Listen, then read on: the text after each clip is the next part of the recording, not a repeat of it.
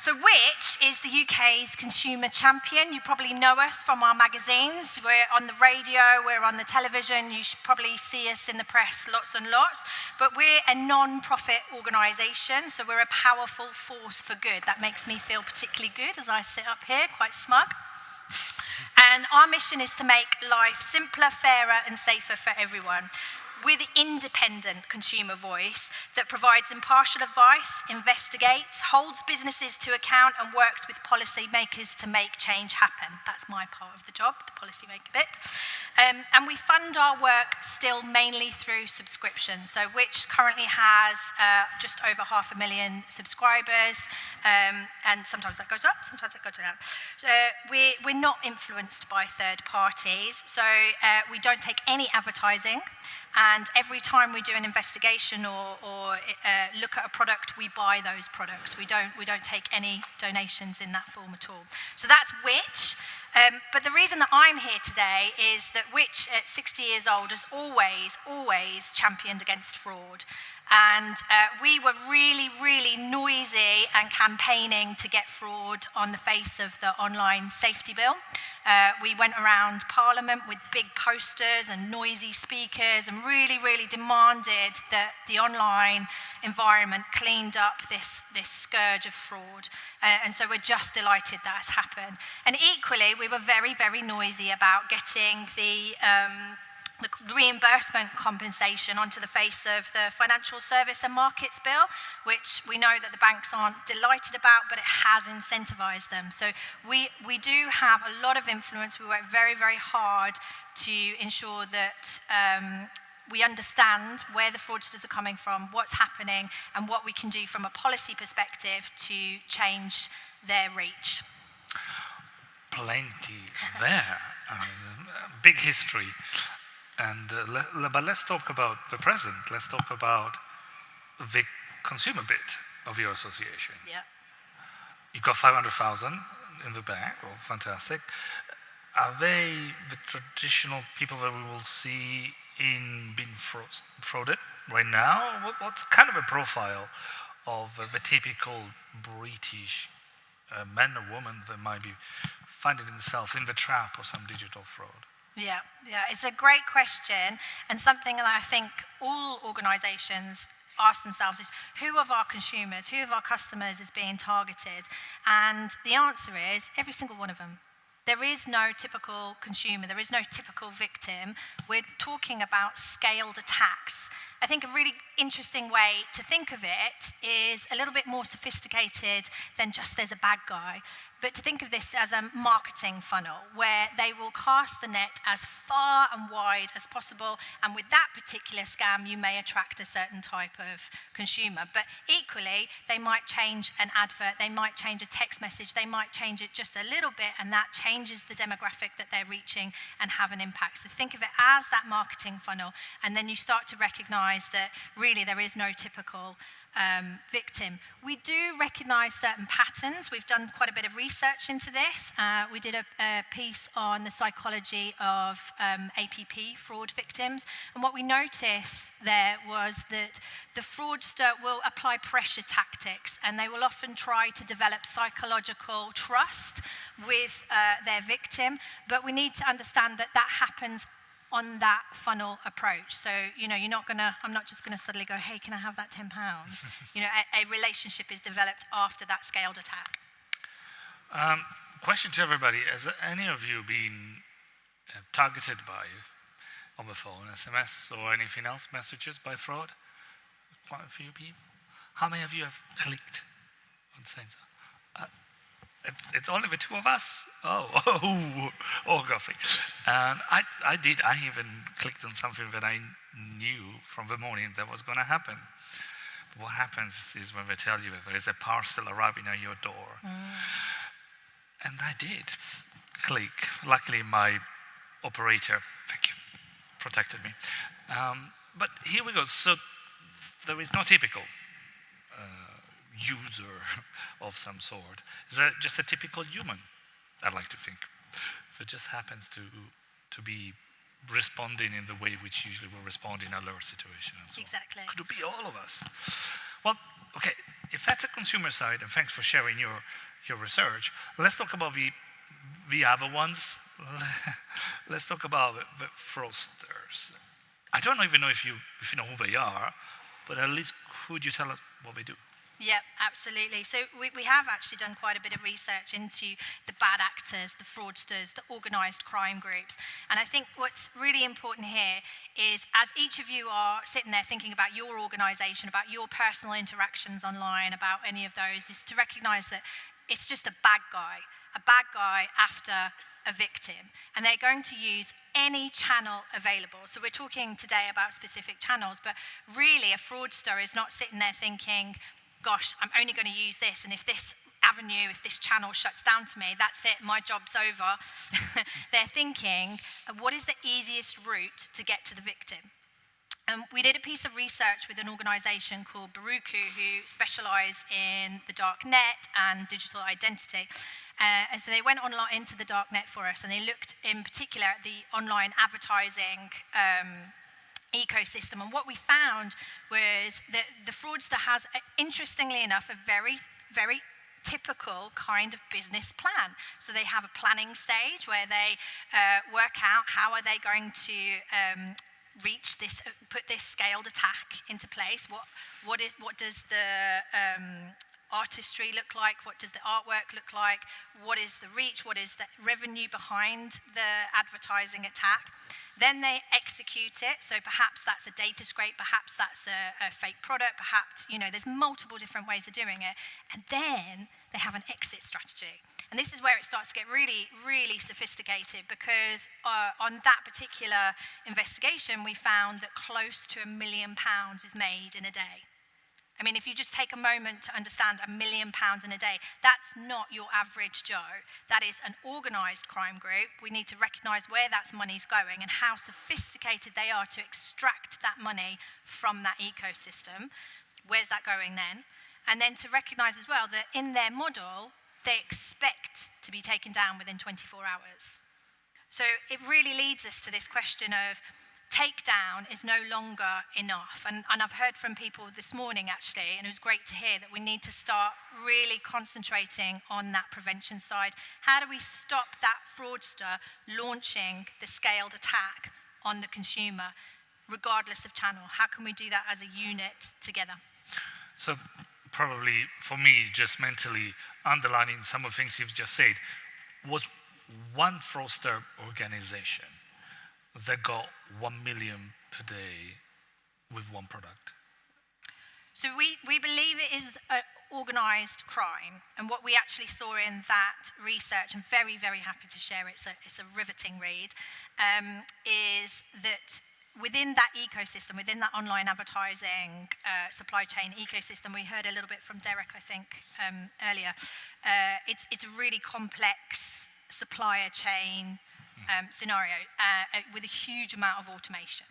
And what we saw within that was actually organised crime groups running semi-legitimate advertising agencies. So you would see a media broker who on occasion would have great adverts, all good, going to the right places, but equally that was part of the cover, and they would be running these misleading and absolute fake product. One was the one we particularly looked at. And because of that semi-legitimacy, they were able to get all the way through, and we saw those adverts on really legitimate platforms that don't want that, but there isn't currently the system in place to prevent it. Okay. Wow, so it's moving into definitely a grey area, right? It's difficult to see what some of these players might be. Another question about the fraudsters. Let's talk of the UK, which you know very well. Let's have a hit parade of what's happening right now. It seems to me that the fraudster area is almost like a fashion industry. It's got seasonality. There's a new product coming, there's something else changes. There's always something happening there. So where are we now? What's happening out there? What might be coming next? It's a a great question. You heard from Jemima earlier, so we're really, really excited about the online safety bill, which should soon become an act. I think, come on, let's make this an act. As a result of the act, what we will see is Ofcom put into place codes of practice, and what we would expect from that is the platforms to do as much as possible against those codes of practice. And we're working really openly with the Home Office and Ofcom to kind of nudge them and say, this is what we're hoping to see, this is what we really think is going to have the most effect. And we're doing that in a really data-led way. And we've spent a huge amount of time, and we're very grateful for the time that all of the organisations have put into speaking to us under confidence across the telcos, the banks, the platforms, to really understand what the opportunities are. So as that comes into effect, is a really, and this is kind of my plea to everybody, if there's one thing I want you all to take out of me being on stage, is there's an opportunity over the next year or so that we look at the data that you have within your own systems and how that can play a part in a wider ecosystem to prevent fraudsters getting across. So we're going to talk about due diligence. That's you've got a really fantastic afternoon where you're going to talk about business identity and due diligence, and we just heard from Google about how successful business verification is. What I want you to think about is not just due diligence and that kind of aspect within your own organisation and protecting your own consumers and customers, but to think about how can I get that data to also protect in a different channel? How can I make sure that a bank account that we've noticed is up to no good? How can I make sure that this text message or this name or all of those details can be shared, of course, legally under GDPR, of course, making sure that competition isn't an issue, but how can we make sure that happen? And we're really looking to the Home Office and to Ofcom for leadership in that area at the moment. Great. Let me probably follow up with that. You already mentioned a few things. Is there a recipe or recipes emerging on what would you like us to do as an industry? What would you say that it needs to be done? Yeah, I think the first thing is to look at what prevention looks like within your own industry, and not just takedown, and really understand that although takedown is always going to be needed, it is not the solution, and we need to have a really good idea about what prevention, reporting and redress look like within your own system. And then the second stage to that is how do you data share? So I'm just going to keep saying it, like, what can you put into this ecosystem? It can be done safely. We do have encryption. We absolutely have the technology to make this happen. You're going to hear from digital identity, biometrics, all different people who've really tackled those problems of privacy, competition, legality. This is not something that hasn't been considered before. So really, what does that data sharing look like? And then really consider it as a continuously improving model, because the data changes all the time. We've heard from people this morning talking about, well, our data updates every 2 weeks, and we've heard other organisations say, well, actually our data is in real time, and there's going to be lots of different opportunities for that data. On the face of the online safety bill at the moment, it calls on platforms to use all reasonably available data. It's a really powerful statement, that, because we know that there's reasonably available data from the FCA. So we know with that data, which financial institutions are registered, that's been a game changer for fraud on platforms like Google and TikTok, because they've said, okay, well, if you're not registered, we're not going to allow you to advertise a financial whatever it is, unless you're registered. That's a huge evidence of how effective that business due diligence can be. But you will have other fraud indicators, and you will have other things that can really help to make a fraudster find it more expensive, more difficult to get through those channels. They're not saying, I'm just going to target your consumers. They're going, I'm going to target as many consumers as I possibly can through as many channels as I possibly can. So we have to unite on this. I see something emerging here. I was going to ask you for call for actions, but you seem to be giving some of them. But let's go through that. Maybe you can separate them. If there is a finance player here, or if there is a mobile operator, do you have different messages for them, or is it the same for everybody? It's pretty much the same for everybody. We really need to recognise that there is a fraudster journey, and every one of those channels has a part to play in it. And if you're working in isolation, you're actually making you're actually creating vulnerability for your consumers.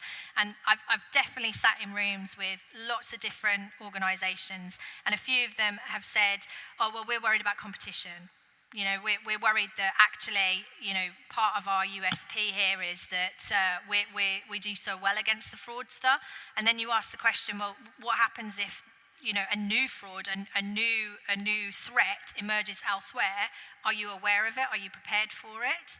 So now we're getting into conversations where they're going, no, I absolutely want to consume as much data as possible. So I've spoken to all the big platforms, lots of the banks, lots of telcos, and they go, no, any data you can get for us, absolutely, we'll consume it. Yep, absolutely. And then I say, and will you share that data in? It's a bit, like that. And then we've worked really hard with government to challenge the ICO, who is the data regulator, as you know, to make it absolutely crystal clear that you can share data to prevent fraud, right? And they're going to be working on that, and they've said they're going to do that, which is fantastic. Not seen it in writing yet, but that's our ambition. But now we're hearing from these global companies, our data's held in the US. Oh, no, our data's held over here. And But again, this can be overcome. Encryption is a fantastic tool here. You know, you can be feeding that data into an ecosystem without exposing any part of your business. It is just red flags that you're exposing, and it can be done in multiple different ways. We're hoping to publish a paper on this in the next few weeks, maybe a month, which talks about different hub models and different data sharing models that protect the consumer. Because the last thing we want is, you know, false positives for the consumer being denied services. Like, absolutely, we don't want that. But this is not a new, difficult challenge. This has been overcome in different areas. In fact, I believe the mobile network operators were some of the first to do this over 10 years ago. And that's been a big part in developing the digital identity landscape. So, yes, I want to hear less, it'll cost you, and a bit more, okay, yes, you know, we've all got a responsibility here, and actually we can make it really, really hard for these organised crime groups and fraudsters. I think I've heard that we should be sharing data. Maybe. And I also heard that how powerful is the tools that we have, some experience in the room as well, encryption, anonymization, or Chinese walls, if you like to call it that way, where you make sure that people don't share it across competitors. All of that is possible, but you need to start sharing data. I have learned. I'm really, really supporting that in all ways, and we'll try as MEF members as well to do that. But not just my questions. We probably have just time for one or two. Sorry, I was a bit greedy. Anybody? We do have two of that side. So I like to see the rebalancing. We had a lot of questions on this side, a bit of competition. Now it's going that side. We start with Andrew Budd. Thank you. You said that fraudsters can make £1 million in a day. Given the supposed intensity of anti-money laundering regulations in the financial institution, what is your diagnosis about how they manage to get the money out of the system in those sorts of volumes without being caught or stopped? It's a really great question, and I'm afraid I'm not qualified or expert enough to answer that. But it's a really great question, because my challenge back would be, this is the kind of data that we should be handing over to law enforcement to give them the tools to really understand that. And if that data sits within that advertising ecosystem, how are they supposed to tackle it? So for me, I'm going to twist it back and say data sharing. Interestingly, I think the House of Lords document on fraud, digital fraud, called Breaking the Chain, was really focusing on that part, on trying not to. So we'll see. Probably something we need to ask the Home Office later on. I can see some friends over there. Fantastic. Dan. What would you say to Meta, Facebook, whatever they're called tomorrow? There's a lot of bad shit happening on WhatsApp. What would you say to them? So I think the platforms feel very beaten up at the moment because of the online safety bill and the act coming out. What we have seen is a much more transparent conversation happening, and there's a lot more willingness to consume that data as part of these scaled attacks that they're seeing in the paid-for advertising system. And I would compliment Meta on having an open ad library. That's how we actually did a piece of research with Demos last year, which looked at how you can automate fraud detection online. So that's part of the takedown strategy. If they don't open that data, we can't see that. I think we have to be careful of pointing fingers, right? Because yes, we do know that a huge proportion of fraud might start over here, but we're also very aware that the fraudster, even if we got that area perfect, it's just going to pop up elsewhere. And so we need to be thinking about the whole of the internet. We need to be thinking about all the ways that scaled attacks can happen, and we need to have that open and transparent conversation. Thank you. We do have more questions, but we don't have any more time. So I think I'll have to ask you. So if I see something flashing in front of me, it is a big thank you to Helen. Thanks for being here, for sharing so much, and much more it seems you seem to have in your stack of research. So we'll come back. Thank and ask you. more. Thank you again. Thanks for having me.